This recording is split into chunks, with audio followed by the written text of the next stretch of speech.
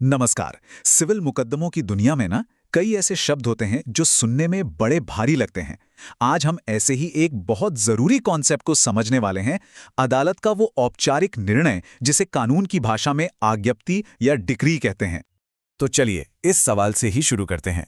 जब दो लोगों के बीच कोई सिविल मुकदमा चलता है तो आखिर में कोर्ट जो अपना फॉर्मल और फाइनल फैसला सुनाती है उसे कहते क्या है। आज हम इसी सवाल की तह तक जाएंगे। ठीक है, तो इस कानूनी शब्द के पीछे का मतलब क्या है? कानून की किताबों में आज्ञप्ति का असल में अर्थ क्या होता है? चलिए देखते हैं। तो इसकी परिभाषा हमें मिलती है सिविल प्रोसीजर कोड के सेक्शन 2(2) में। अब लीगल भाषा थोड़ी मुश्किल हो सकती है ना, तो चलिए इसे आसान बनाते हैं। सीधे सीधे कहें तो आज्ञप्ति या डिक्री कोर्ट का वो ऑफिशियल फैसला है जो किसी मुकदमे में शामिल पार्टियों के अधिकारों को आप कह सकते हैं कि हमेशा के लिए तय कर देता है। ये बस कोई मामूली ऑर्डर नहीं है, नहीं, ये कंक्लूसिव डिक्लेरेशन है, एक पक्का फैसला। तो किसी भी फैसले को आज्ञप्ति कहने के लिए उसमें ये 5 चीजें होनी ही चाहिए। चलिए इसे तोड़कर समझते हैं। पहली बात, ये औपचारिक होना चाहिए, मतलब लिखा पढ़ी के साथ। दूसरा, ये अदालत का दिया हुआ फैसला होना चाहिए। तीसरा, इसमें पार्टियों के अधिकारों के बारे में साफ साफ बताया गया हो।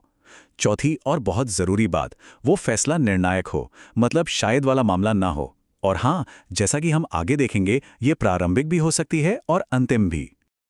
और यहीं से हमारा अगला पड़ाव शुरू होता है। आज्ञप्ति मोटे तौर पर 2 तरह की होती हैं।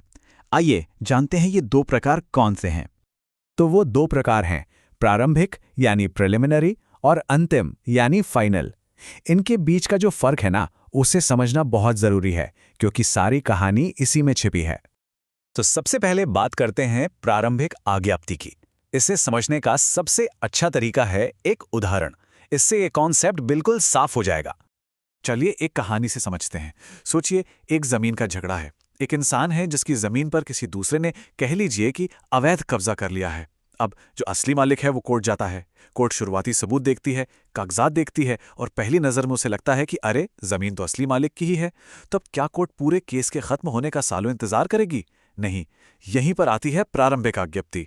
कोर्ट तुरंत एक फैसला देती है कि भाई, कब्जा तो फौरन असली मालिक को वापस करो। बाकी बातें जैसे मुनाफे का क्या होगा वो सब बाद में तय होता रहेगा। तो देखा, इसका मकसद है फौरन राहत देना।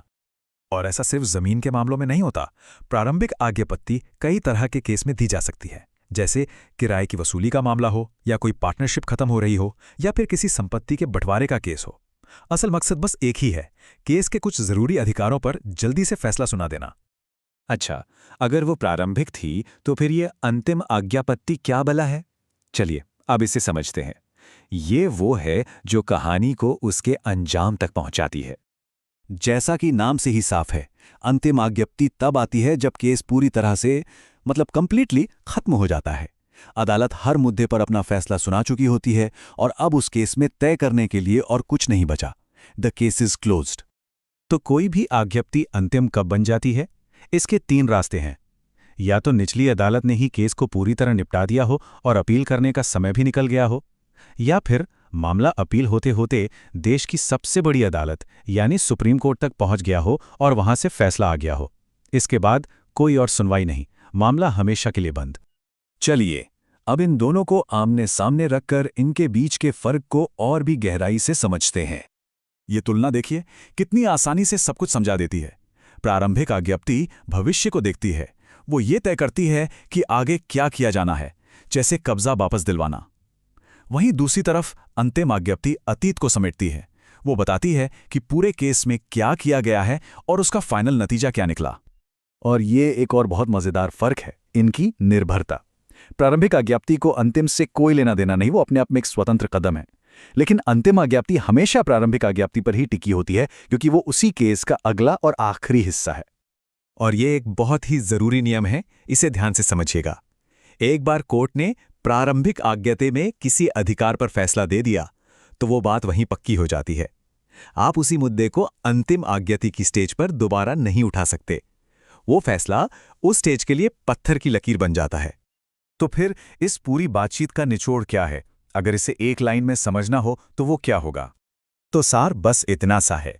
प्रारंभिक आज्ञप्ति केस के जरूरी हिस्सों पर जल्दी फैसला देकर फौरी राहत देती है, जबकि अंतिम आज्ञप्ति उस पूरे मुकदमे पर ताला लगा देती है, उसे हमेशा हमेशा के लिए खत्म कर देती है। उम्मीद है आज्ञप्ति का ये पूरा विश्लेषण काम का रहा होगा, पर जाते जाते एक सवाल छोड़ जाते हैं। ये जो आज्ञप्ति यानी डिक्री है और एक जो सामान्य अदालती ऑर्डर यानी आदेश होता है, इन दोनों में आखिर फर्क क्या है? सोचिएगा जरूर। बहुत जल्द मिलेंगे एक नए विषय के साथ।